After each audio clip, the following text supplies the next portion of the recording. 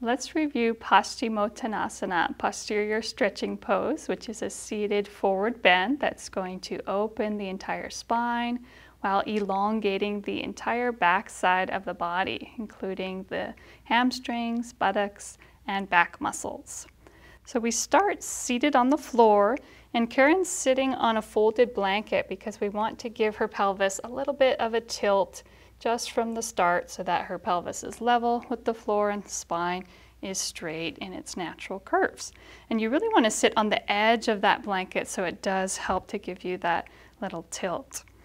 The legs are hip width apart, and we're going to start by raising the arms on an inhalation to lengthen the spine. As we exhale, we'll come into the first phase of the pose, which is all about moving from the hip joints. The spine stays straight, including the neck. Shoulders are relaxed down away from the ears, and the legs are active as we stretch out through the heels. With each inhalation, Karen can continue to lengthen her spine. Each exhalation, she might find that her navel can move closer to her thighs. If hamstrings are tight or she wants to deepen her forward fold, she can also have a slight bend in the knees. That's fine. And then we'll come into the relaxation phase of the pose, deep inhalation before we relax that lengthened spine over the legs. It's not about collapsing or forcing the spine to round. We want to keep a nice soft length in the spine as though the chest is moving toward the feet. The legs stay active, even though the upper body is soft. And the hands should just land wherever they touch naturally. For Karen, it's easy for her to grasp her first two fingers around each corresponding big toe. But if that's not accessible to you, just let the hands rest comfortably on the floor or on the legs. And as she breathes deeply, she can notice how this pose helps to release insecurities, fears, anxiety, helping to promote contentment and inner peace.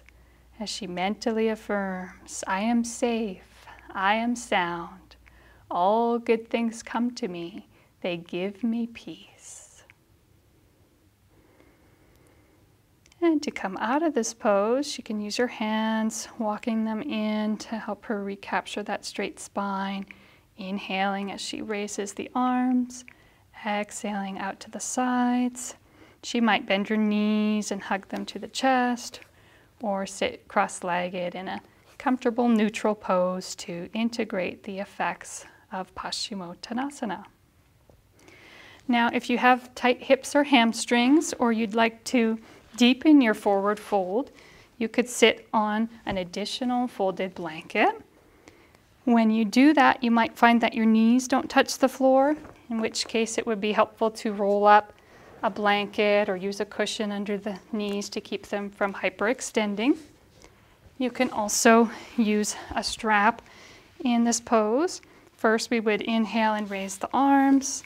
You could have your strap ready to go. As you come into that first phase of the pose, you would grasp your strap, place it onto the balls of the feet, keeping those back muscles engaged in the active phase, drawing the strap toward you and slightly down so that the purpose of the strap isn't so much to pull the chest forward, but to tilt the pelvis forward in that active phase. And then as she comes into her relaxation phase of the pose, she can release her strap, folding deeper only through relaxation, not through effort. And then she could exit back into a comfortable neutral position. And that was Paschimotanasana, a posterior stretching pose.